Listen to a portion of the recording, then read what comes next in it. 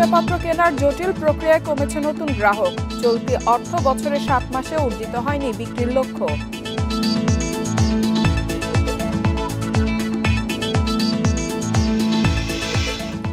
এবছরও বাড়তে পারে অতি দরিদ্র মানুষের সংখ্যা বিশ্ব ব্যাংকের।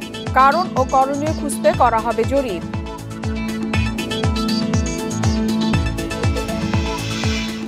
নতুন চাল বাজারে আসায় মিনিকেটের দাম কেজিতে কমেছে 10 টাকা। বেড়েছে মাংস, ভোজ্য তেল এবং ডিমের দাম।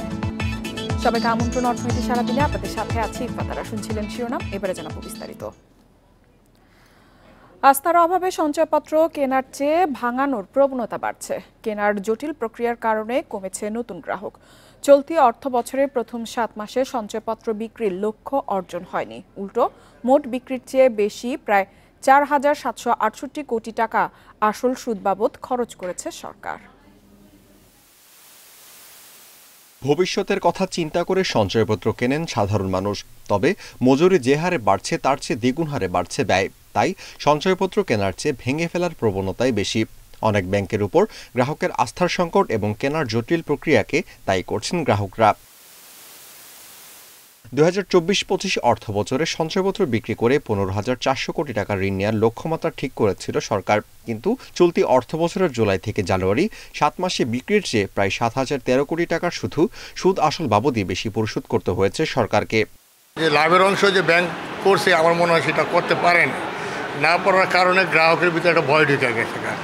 অন্য ব্যাংকে মনে করেন যে আমরা কোনো টাকা জমা দিব, টাকা রাখছি, ওরা দলীয় হয়ে গেছে, টাকা মারি খেয়েছে। এর জন্য ব্যাংকের প্রতি মানুষের আস্থা হারায় ফেলেছে। তো সঞ্চয়পত্রে দেখা যায় যে অনেক লিমিটেশন চলে আসছে। আবার দেখা যায় কোনো লোক 30 লাখ টাকা, আগে এক সময় ছিল 30 লাখ, এখন মনে হয় 50 লাখ, এর বেশি সঞ্চয়পত্র রাখতে পারবে না। তো মানুষের যেই বসে থাকা অর্থটা আছে, এটা যে মানুষ কোথাও লগ্নি করবে, তো এই জায়গায় মানুষ এখন দেখা যাচ্ছে অন্যান্য অ্যাসেটে ইনভেস্ট করতেছে।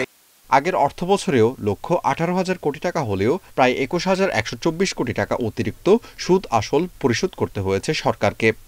সঞ্চয়পত্র থেকে আপনি যে 12 কিংবা 12.25% মুনাফা পান, তার থেকে বেশি তারা চার্জ করবে হচ্ছে সুদের হার। অতএব সুদের হার যখন অনেক বেশি হয়ে যায়, তখন কিন্তু মানুষ ওই ঋণের বোঝাটাকে না নিয়ে তখন সঞ্চয়পত্র ভাঙাতে থাকে। কেন্দ্রীয় ব্যাংকের সঞ্চয়পত্র 4 ধরনের। সর্বশেষ তথ্য অনুযায়ী 5 বছর মেয়াদী বাংলাদেশ সঞ্চয়পত্রের বিপরীতে 7.5 লাখ টাকা বা 12.4% পর্যন্ত মুনাফা দিচ্ছে সরকার। Amirul Islam, independent news, Dhaka. April মাসে দেশের অর্থনীতি সম্প্রসারণের গতি কমেছে। এ সময় দেশের অর্থনীতির প্রধান 4টি খাত নিয়ে তৈরি পারচেজিং ম্যানেজার্স ইন্ডেক্স বা পিএমআই সূচকের মান 8.8 পয়েন্ট কমেছে। সূচকের মান 52.9 পয়েন্টে নেমে এসেছে। মার্চ মাসে এই সূচকের মান ছিল 61.9। পিএমআই সূচক 50-এর ওপরে থাকলে অর্থনীতির সম্প্রসারণ বোঝায় এবং 50-এর নিচে সংকোচন। সূচকটি 0 থেকে 100-এর মধ্যে পরিমাপ করা হয়। তবে সূচক কমলেও আশার আলো রয়েছে। এপ্রিলেও দেশের অর্থনীতির প্রধান 4টি খাত কৃষি, উৎপাদন, নির্মাণ ও পরিষেবা সবই সম্প্রসারণের মধ্যে ছিল।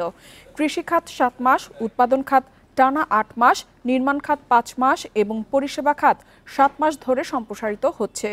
পিএমআই সূচক গত বছর জুলাই মাসে কোটা সংস্কার ও সরকার বিরোধী আন্দোলনের সময় 36.9 পয়েন্টে নেমে গিয়েছিল।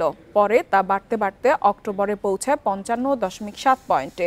তারপর থেকে অর্থনীতি সম্প্রসারণের ধারায় থাকলেও এপ্রিল মাসে তা প্রথমবারের মতো বড় ধরনের ধীর গতির ইঙ্গিত দিয়েছে।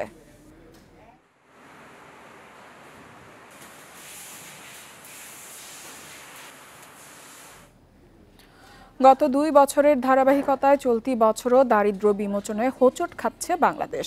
বাড়তে পারে অতি দরিদ্র জনগোষ্ঠীর হার। বিশ্বব্যাংকের এমন আশঙ্কা সামনে রেখে সরকার দ্রুত সময়ের মধ্যে জরিপের উদ্যোগ নিয়েছে। পরিকল্পনা উপদেষ্টা বলেছেন, পরিসংখ্যান ব্যুরোর জরিপে নতুন দারিদ্র্যের কারণ ও করণীয় উঠে আসবে। বাজেটে তাদের জন্য থাকবে বিশেষ বরাদ্দের ব্যবস্থা। চলতি বছর শেষে দারিদ্র্যের হার বেড়ে দাঁড়াতে পারে প্রায় 23 ভাগে, যা 2022 সালে ছিল 18.7 ভাগ।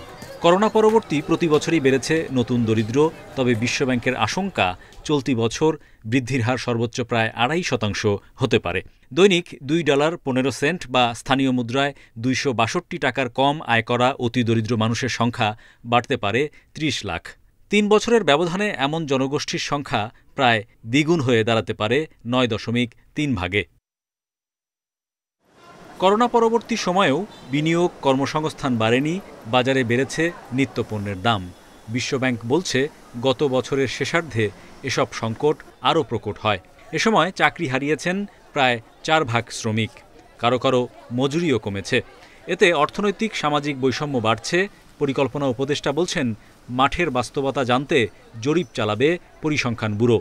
বিশ্বব্যাংক বলছে, IMF বলছে দারিদ্র্য বাড়ছে, কিন্তু আমরা আসলেই দেখতে চাই দারিদ্র্য কতটুকু বেড়েছে গত 2-3 বছরে এবং সেটা কী কারণে বেড়েছে। সেটা কি কর্মসংস্থানের কারণে বেড়েছে, নাকি কৃষিপণ্যের কিছু কিছু দাম হঠাৎ কমে যাওয়ার কারণে বেড়েছে, নাকি মানুষের রোগ বালাই বেড়েছে বলে, স্বাস্থ্য খাতে ব্যয় বেড়েছে বলে সেটা হয়েছে।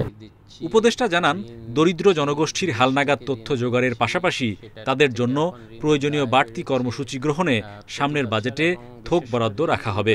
বাজেটে যে বরাদ্দ দেওয়া হচ্ছে এর মধ্যে অনেক থোক বরাদ্দ থাকবে এবং অনেক বরাদ্দ থাকবে যেটা খাতোয়ারি আছে, কিন্তু দরকার হলে আমরা একটা কর্মসূচি থেকে আরেকটা কর্মসূচিতে নিতে পারবো।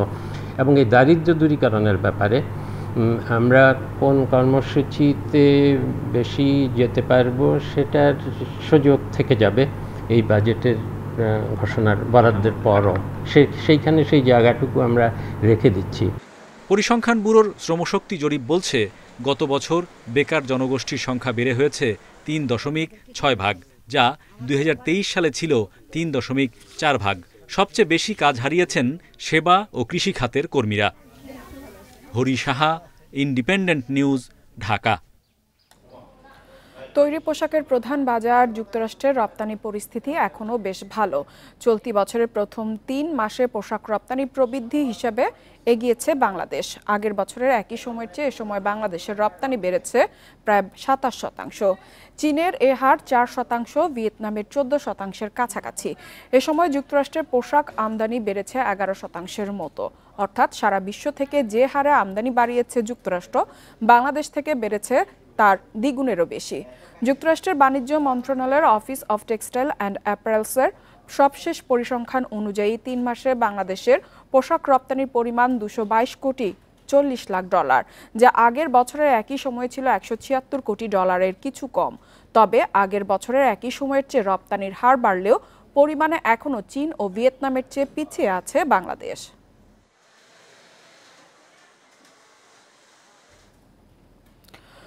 বাজারে সবজির ও সরু চালের দাম কমলেও আগের মতোই বাড়তি মাঝারি ও মোটা চালের দাম।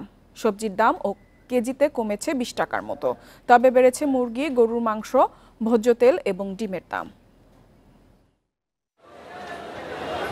রাজধানীর বাজারগুলোতে গ্রীষ্মকালীন সবজির এখন পর্যাপ্ত সরবরাহ, ফলে কেজিতে 20 থেকে 30 টাকা কমেছে সব ধরনের সবজির দাম। প্রতি কেজি পটল, ঢেঁড়স, চিচিঙ্গা, করলা, লাউ ও বরবটি বিক্রি হচ্ছে 30 থেকে 40 টাকায়। এছাড়া কাঁকরোল, ঝিঙ্গে, ধুন্দল ও লতি মিলছে 50 টাকায়। তবে শসা, টমেটো, কচুর দাম বাড়তি। দাম স্থিতিশীল রাখতে নিয়মিত বাজার মনিটরিংয়ের কথা বলছেন ক্রেতারা। আজকে বাজারে অনেক কম, কাঁচা বাজার দেখতেছি অর্ধেকই কম। আজকে মানে বাজার করতে অনেক ভালো লাগতেছে। ঈদের সামনে যদি আবার সব জিনিসের দাম বেড়ে যায়, সেক্ষেত্রে আমাদের জন্য, আমাদের মতো মধ্যবিত্ত মানুষের জন্য একটু কষ্টকর হয়ে যাবে আর কি। আগে ভেন্ডি ছিল 60 টাকা কেজি, এখন 40 টাকা কেজি। আগে ছিল পটল ছিল 60 টাকা কেজি, এখন 40 টাকা কেজি। বেগুন ছিল 100, বেগুন এখন 80 টাকা কেজি। টমেটোর সিজনটা এখন শেষ, টমেটো এখন দাম বেড়ে গেছে। কয়েক সপ্তাহ ধরে স্থিতিশীল থাকলেও সয়াবিন তেল লিটারে 8 থেকে 10 টাকা বেড়ে বিক্রি হচ্ছে 189 টাকায়। তবে কিছুটা কমেছে ডাল ও চিনির দাম। মানভেদে কেজিতে 5 থেকে 10 টাকা কমেছে সরু চালের দাম। প্রতি কেজি মিনিকেট চাল বিক্রি হচ্ছে 72 থেকে 80 টাকা। বিক্রেতারা বলছেন বড় মৌসুমে নতুন চাল বাজারে আসায় দাম কমেছে। তবে বিড়ি 28 ও 29 জাতের মাঝারি চাল ও মোটা জাতের স্বর্ণা চালের দাম আগের মতোই বাড়তি। 2100 টাকায় 25 কেজির এক বস্তা নিতে পারছি, কিন্তু মোটা চালগুলা আগের রেটে আছে। আমরা ভোক্তা যারা আছি তাদের জন্য চালের দাম আরেকটু কমলে স্বাচ্ছন্দ্য বোধ করি।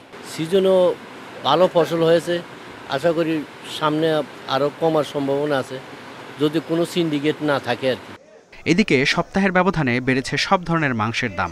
গরুর মাংস কেজিতে 20 থেকে 30 টাকা বেড়ে বিক্রি হচ্ছে 770 থেকে 780 টাকায়। ব্রয়লার মুরগি কেজিতে 10 টাকা বেড়ে 170 টাকা ও কক মুরগি 270 থেকে 290 টাকায় বিক্রি হচ্ছে। এছাড়া 5 টাকা বেড়ে মানভেদে প্রতি ডজন ডিম বিক্রি হচ্ছে 120 থেকে 130 টাকায়। Mehedi Hasan, independent news, Dhaka. Haier বাংলাদেশের ক্যারাভান অ্যাক্টিভেশন ক্যাম্পেইন শুরু হয়েছে দেশজুড়ে। কোরবানির ঈদকে সামনে রেখে নতুন প্রযুক্তির ফিজার নিয়ে এই ক্যাম্পেইন পরিচালনা করবে হায়ার, যা দেশের গুরুত্বপূর্ণ শহরে আগামী 30 দিন চলমান থাকবে। স্মার্ট হোম অ্যাপ্লায়েন্সের অন্যতম শীর্ষ ব্র্যান্ড হায়ার বাংলাদেশ আসন্ন কোরবানির ঈদ উপলক্ষে হায়ার বাজারে এনেছে নতুন টেক্সচারযুক্ত মেটাল ডোর চেস্ট ফ্রিজার। আধুনিক প্রযুক্তি ও বৈশিষ্ট্য সমৃদ্ধ ফ্রিজারটি খাবার সংরক্ষণে দিবে সর্বোচ্চ সুবিধা এবং নিরাপত্তা। হায়ার এর ক্যারাভান অ্যাক্টিভেশন প্রোগ্রামের মাধ্যমে সরাসরি গ্রাহকদের কাছে পৌঁছতে চায় ব্র্যান্ডটি। প্রতিষ্ঠানটির রেফ্রিজারেটর প্রোডাক্ট হেড মেজবাউদ্দিন সরকার বলেন, নতুন মডেলের প্রধান আকর্ষণ টেক্সচারযুক্ত মেটাল ডোর, যা নজরকাড়া এবং টেকসই। ফ্রিজারটি 30 ডিগ্রি সেলসিয়াস সুপার ফ্রিজিং প্রযুক্তিতে খাবার ঠান্ডা করবে দ্রুত।